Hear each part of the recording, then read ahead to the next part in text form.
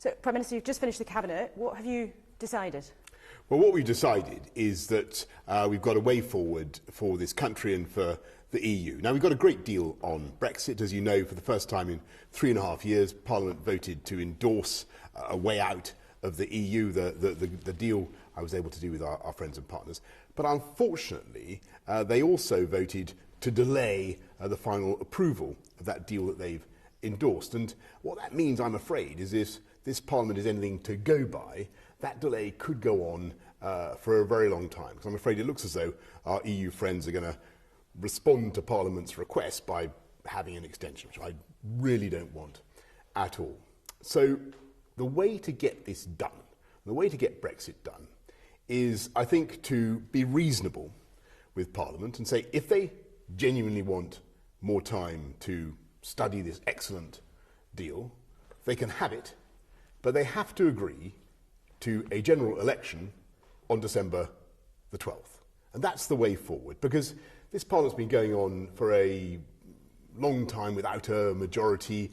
It's refusing to deliver Brexit. It's impossible to deliver legislation.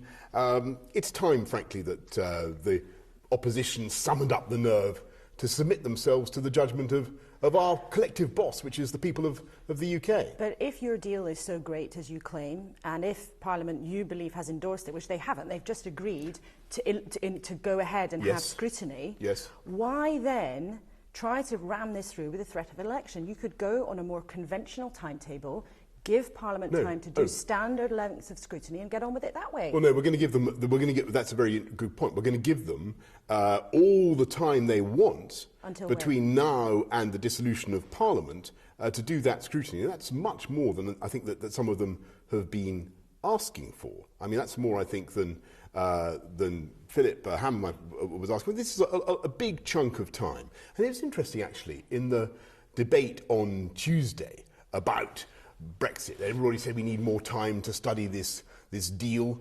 Actually, the Labour Party couldn't even find enough speakers. They ran out of speakers, let alone new ideas to bring to the table. We've had 3.5 years to discuss this. We're being very, very reasonable. We're saying, if you genuinely want more time, you can have it. Here it is. But the condition for that is that we all agree to go for a general election on December the 12th. And the reason for having that deadline is because otherwise I don't think the people of this country are going to believe that Parliament is really going to do it by that deadline, because they spent 3.5 years failing to do it. So let's get it done and let's come out of the EU. But Prime Minister, it's not standard behaviour. You're essentially trying to blackmail Parliament with the threat of an election in order to ram through your bill. Now, this is the biggest thing, I'm sure you would say this, that this country has done for decades and decades and decades. You could just say, fine, let's have as long as it takes to get through this line by line in Parliament. Well, would that not be the responsible thing to do? No, come on. We've had 3.5 years. Not looking at this bill. Well, most of this bill is, of course, very familiar to parliamentarians. And as I say, when they had the opportunity to debate the actual deal the other day, they couldn't find enough speakers to fill the debate.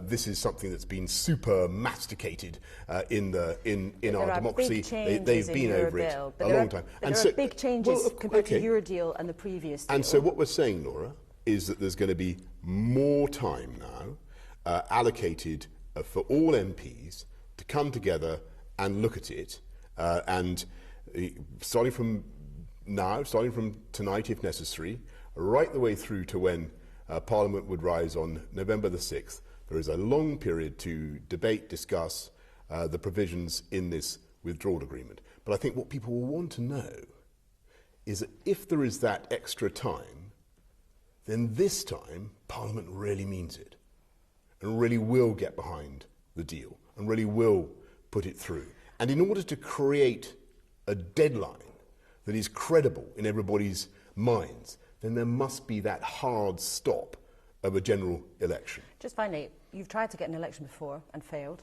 What makes you think that the opposition will give you your way this time? I mean, they could just keep you hostage.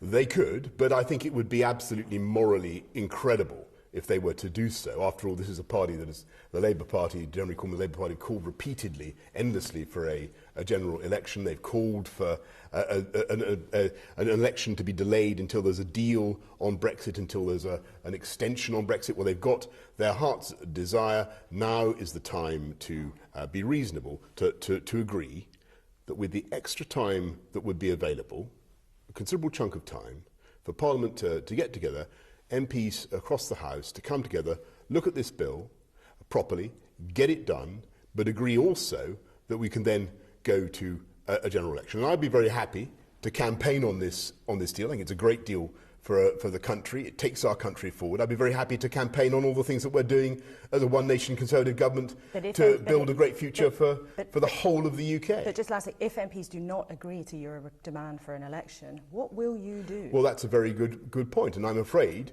it will be clear that if Jeremy Corbyn and the Labour Party refuse to go along with this deal and do not accept either that Brexit can be done, refuse to accept that there should be more time to deliberate Brexit, that's what they'd be saying, or that there can be a general election, then you have to ask, what is the purpose that they think they are serving in Parliament? What we would do, to be absolutely clear with you, is we would campaign day after day after day for the people of this country to be released from subjection to a Parliament that has outlived its usefulness, that has fulfilled its function, that is refusing to get Brexit done, that is refusing to advance any of the fantastic one-nation agenda that we set out in the Queen's speech. And it is time, frankly, for this Parliament to make way for a new, fresh Parliament that can deliver on the priorities of the British people. Some of your cabinet would like to have more time with the bill. Some of them don't want an election.